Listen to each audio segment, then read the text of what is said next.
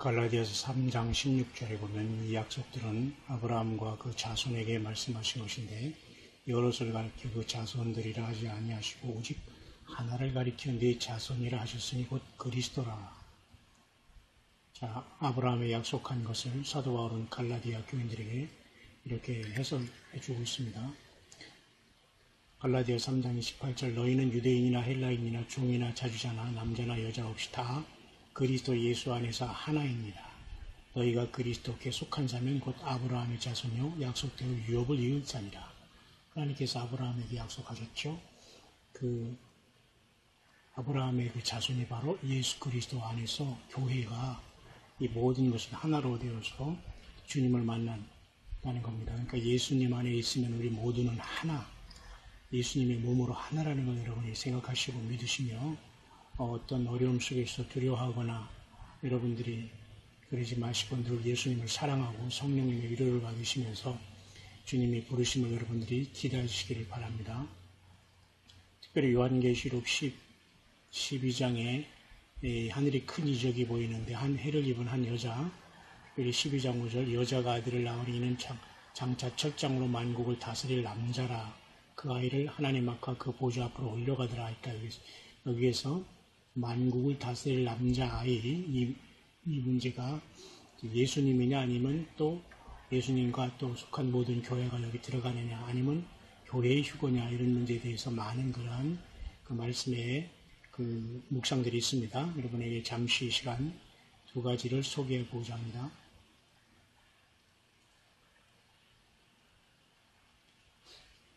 특별히 이제 우리가 이러한 것들을 보면서 여기서 말하는 인류에게는 이제는 하나님께서 여자의 후손과 뱀의 후손의 싸움 속에서 하나님께서는 여자의 후손으로 오신 하나님 자신이신 예수님을 통해서 교회라는 그 예수님의 몸을 만드셨습니다. 그래서 예수님과 우리는 하나라는 것을 우리는 꼭 알아야 되고 곧 추수가 일어난다는 겁니다. 주님을 만난다는 거죠. 이것을 무슨 다른 것으로 자꾸 오해해서 여러분들이 이 세상 사람들은 모르지만 우리 예수님을 믿는 사람조차도 여기서 갈라지고 있는데요. 꼭 예수님께 붙기를 바랍니다. 하나님께서는 사람들이 120년 우리 그 노아홍수 때 노아홍수 직전에 내 신이 120년 동안 사람과 같이 있는다고 하는데 그 120년 동안 사람이 120살 산다는 것보다도 우리가 이렇게 볼 수 있습니다. 50년 희년이 120번 돌아갈 수 있을 때 하나님이 심판하신다는 내용으로 볼 수 있습니다. 보세요. 아브라함부터 노아까지 홍수가 있었죠. 그래서 만약에 이거 40 그 희년이 50번 지나가면 바로 이게 2000년입니다. 그래서 하나님께서 먼저 그 씨를 심으신 다음에 여기서 또 거두시고 심판을 2차적으로 하셨죠. 그 다음에 아브라함에서 예수님까지 십자가에까지 역시 마찬가지로 40 주빌리가 걸렸고 50년을 곱하면 2000년이었습니다. 그래서 하나님께서 여자의 씨로 진정으로 오신 예수님을 통해서 우리 교회가 이제 잉태된 거죠. 그 다음에 예수님으로부터 시작해서 이제는 또한 지금부터 약 그 40 주빌리가 흘러서 이제 50년에 곱하면 2000년이 또 흘렀습니다. 그래서 약 6000년에 대해서 이제는 2000년이 지금 지나고 있기 때문에 분명히 추수 때는 확실한 겁니다. 그래서 120년의 희년이 6000년으로 흘러가기 때문에 하나님이 추수할 수밖에 없는 것입니다. 그래서 예수 그리스도 역시 마찬가지로 추수 때는 끝이라고 말씀하시면서 이 모든 것이 이렇게 첫째는 홍수로서 일단은 그 하나님께서 먼저 심판하시고 그 다음에는 이제 예수님께서 십자가를 통해서 일단은 또한 마무리하셨고 그 다음에 이제 마지막 주님께서 재림하심으로써 이제는 모든 것이 주님과 하나가 되는 것이 교회가 주님과 연합하는 것입니다. 그래서 모든 7년대 환란 전에 교회가 주님을 만난다는 것이 분명한 것입니다. 그래서 에녹도 역시 살아서 주님을 만났죠. 하늘로 올라갔던 게 교회가 이렇게 휴거된다는 것 모형입니다. 노아와 그의 가족들은 역시 남아서 있었던 그 이스라엘의 백성들이 구원받을 것을 나타내주는 표적입니다. 에녹은 역시 예수님과 하나님과 같이 걸음으로써 더 이상 세상에 있지 않았기 때문에 홍수전에 데려갔죠. 교회가 이 환란 전에 가는 것과 같은 모형입니다. 요셉 역시 교회의 모형이었고 역시 마찬가지로 그가 그 7년 전에 7년의 그 어떤 흉년 전에 그 이방으로 이렇게 들어가서 애굽으로 들어가서 이제는 거기서 보호함을 받았지 않습니까? 이런 모든 것도 다 이제 교회의 모형이죠. 다니엘도 역시 마찬가지로 교회의 모형인데요. 사드락과 메삭과 아벳느고는 7배너 더한 이 풀무포 속에서 가운데서 하나님이 건져줬습니다. 이건 이스라엘 백성들이 이제 구원받는 것을 얘기합니다. 그러나 여기서 다니엘은 여기서 이제 나와가지고 높였습니다. 그래서 결국은 7년 전에 이렇게 다니엘은 이 풀무불 속에 들어가지 않아서 높임 받았죠. 이게 다니엘은 바로 교회가 휴거되는 모습을 나타낸 겁니다. 다니엘의 친구들은 이스라엘 민족들이 7년 대화 환란 가운데서 이제 저들이 구원받는 걸 나타내고 있고요. 자, 이런 모든 것들이 있고요. 그리고 이번에 9월 23일 날 이렇게 태양계가 이렇게 계시록 12장과 일치하는 이 모든 사건은 굉장히 중요한 것입니다. 그게 특별히 이것은 굉장히 그 희귀한 일로서 나타나는 것이고 이것은 바로 계시록 12장을 이룬다는 사실로 보고 있는 것입니다. 그리고 뿐만 우리가 이제 하는 이스라엘 12절기가 7절기가 남아있는데 그 중에 우리는 네 번째 절기인 오순절까지 다 성령께서 오셔서 이루시고 이제는 두 절기가 남아있는데 그게 바로 나팔절과 그다음에 속죄절인 것입니다. 그리고 이제 앞으로 초막절이야 이제 천년왕국으로 가는 거기 때문에 그건 굉장히 먼 시절인 바로 우리 앞에 놓여 있는 것이 바로 이 두 절기인 나팔절과 이 속죄절인 겁니다. 그래서 이 모든 것들이 이제 70일에가 맞춰지면 마지막 70번째 일인 7년이 환란으로 끝나고 그 전에 교회가 올라감으로써 이루어지는 겁니다. 그래서 우리의 모든 이런 시간 나이는 특별히 이제 유대력으로 5778년으로 시작하는데 그게 바로 지금은 5777년입니다. 5라는 것은 은혜의 수고 777이라는 것은 하나님 바로 여호와 하나님의 자신을 나타내는 거기 때문에 5777년이 올해가 마지막 은혜의 해가 될 수 있다는 걸 우리가 유념을 해야 됩니다. 뿐만 아니라 5778이라는 것은 예수님의 숫자, 부활의 숫자 아닙니까? 그러니까 이 세상에 남는 것은 재앙이고 이 8년에 하늘로 가는 것은 복이라는 겁니다. 그죠? 그럼 전혀 이제 갈라지는 거죠. 근데 놀랍게도 말이죠, 여러분. 이것을 한번 보여드리겠습니다. 태양의 표면의 온도가 5778 켈빈입니다. 켈빈이라는 뜻은 셀시우스라고 해서 섭씨로 나타내는 것과 마찬가지인데요. 시리우스라는 이 계자리가 9900도 거의 만도가 되고 베텔기우스라는 오리온 자리 중에 큰 별이 3500도고 악슈루스라는 북극성이 4290도 정도 되는 것에 비해서 태양의 표면의 온도가 surface temperature sun이 5778 켈빈입니다. 5778 셀시우스, 5778 섭씨, 5778도라는 겁니다. 섭씨로, 파렌하이트 화씨가 아니라 놀랍지 않습니까? 5778 태양의 표면 온도, 이 안에는 물론 더 만도 이상이 높겠지만 자, 어떤 사인적인 의미가 있지 않을까요? 예. 이런 모든 하나님이 창조하고 우리 예수님이 창조한 이 모든 창조물에 하나님은 모든 비밀을 이제 두시고 있는 것입니다. 그리고 우리는 깨어날 수밖에 없는 거죠. 이제 마지막에 있다고 생각하면 됩니다. 그래서 5778년은 로시 하샤나로서 이스라엘의 그 새로운 해입니다. 뉴이얼스 데이가 이스라엘은 7월에 시작되는데 바로 올해 9월 21일이 5778년이 시작하고 9월 23일이 12별의 사인이 이제 일어나는 겁니다. 그게 같이 거의 차이가 하루 이틀밖에 차이가 안 나죠. 예, 그렇습니다. 그래서 이 중간 정도에 이제 이것이 지난 다음에 앞으로 약 3년 반 중간 정도 예수님이 십자가에 못 박힌 이 시간이 오는데 이때 사탄 마귀가 정확하게 후 3년 만에 이제 적그리스도를 세우게 돼서 하나님의 영광을 더 모독하게 되는 거죠. 그 다음에 이제 발포화 선언으로 1917년에 그 유대가 서서히 팔레스타인이 독립을 시작하는 보장을 받았잖아요. 1차 세계대전 이후에. 그로부터 정확하게 100년째 되는 겁니다. 어쩌면 100번째 나팔이 올해 벌어질 가능성이 있다는 거죠. 그 다음에 이런 모든 걸 보면서 자, 여러 가지 많은 이러한 것들이 지금 나와 있습니다. 그리고 뿐만 아니라 5778년 9월 21일 2017년 이때가 이스라엘 백성들이 5778년이 시작되는 거거든요. 이것은 정확하게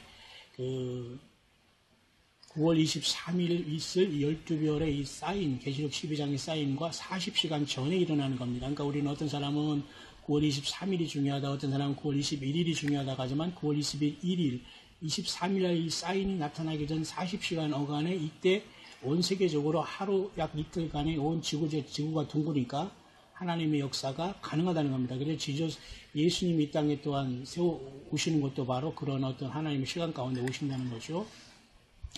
자, 여기 수없이 많은 증거가 있고요. 그 다음에 야훼라는 히브리 하나님의 이 이름은 이렇게 우리가 야훼라고 이제 보통 보는데요. 굉장히 엄청난 이름인데요. 2017년과 야훼라는 뜻은 뭐냐면 2000년대에 5777년이 지금 이스라엘의 백성입니다. 5는 은혜의 수 777은 하나님이라니까 완벽한 하나님의 은혜 가운데에 올해가 맞춰지고 있습니다. 그렇죠? 그래서 영어도 역시 마찬가지로 777, 야훼는 뭐 이스라엘의 개마초를 위하는 음가로 역시 마찬가지 777, 다 여호와 하나님의 완벽함을 나타나게 777은 그렇지 않습니까? 여기도 제가 좀 아까 얘기했지만 저하고 태양의 표면 온도가 말이죠 5778 켈빈이라고 했잖아요. 5778 섭씨 위로 5778도라는 겁니다. 섭씨 C로 말하는 거죠. 여기 미국은 화씨로 얘기하지만, 그래, 화씨로 얘기하면 한 15,000도 되겠지만요. 자, 그래서 이와 같이, 또 뿐만 아니라 2017년부터 2024년까지 또한 역시 마찬가지로, 7년 만에 이렇게 지금 똑같이 이번에 8월 21일 날 계기 일식이 이제 여기서 이제 같이 이 8월 21일 날 미국을 관통하는 계기 일식이 2024년에 반대로 나타납니다.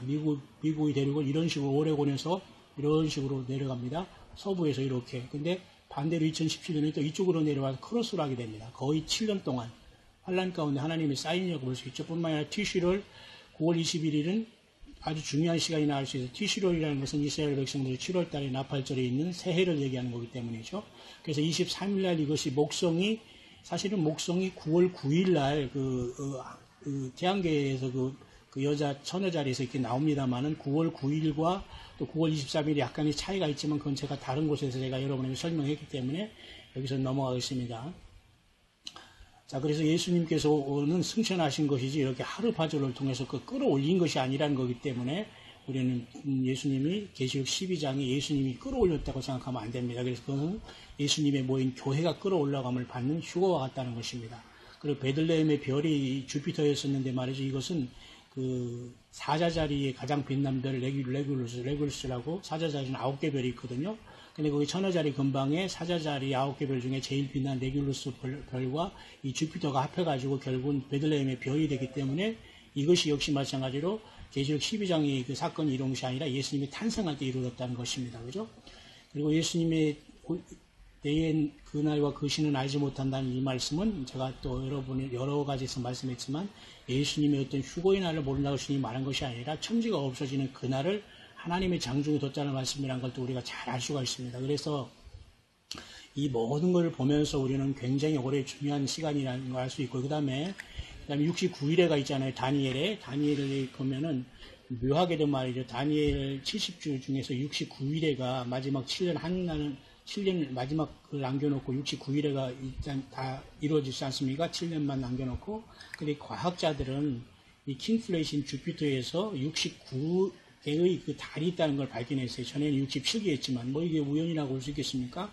뿐만 아니라 예수님께서 이 땅에 재림하신다는 성경의 그 구절이 말이죠. 1385의 구절이나 있어요. 근데 이것을 다 더하면 17이라는 숫자가 나옵니다. 2017년. 자, 이게 결국 단순한 우연일까요? 예, 준비하시길 바랍니다. 뿐만 아니라 이러한 하늘의 이러한 사인들을 우리가 쭉 이렇게 배열해 보면은 이렇게 비너스, 금성, 화성, 수성, 태양 이런 목성 다 이런 걸 보면은 왕이시여 저 유다 지파로 태어난 왕이여, 그죠? 사랑의 그 아침 모닝스타시여, 그죠? 그러면서 말씀이 기록된 말씀으로서 그분은 생명의 말씀으로서 세상 어둠의 빛으로서 그죠? 추수를 하시면서 왕으로 이 땅에 오시는 은혜의 하나님이다. 그죠? 그의 그 천으로 태어나신 그분께서 빛으로 오셔서 도착하신다는 이런 하늘의 사인이 있다는 겁니다. 여러분, 예수님은 분명히 이 땅에 오시게 됩니다. 이제 우리는 준비하지 않으면 늦었습니다. 특별히 그 다음에 12월 23일 2016년에는 이건 어떤 이스라엘 백성들을 향한 어떤 여러 가지 그 사인이 있었거든요. 미국이 어떤 이스라엘의 어떤 지지를 거뒀거든요. 사실 작년 2010년 12월 23일 이런 모든 것도 사실은 정확하게 9개월과 일치가 됩니다. 그 목성이 임신하는 기간이 보통 이때부터 작년 12월부터 올해 9월달까지거든요.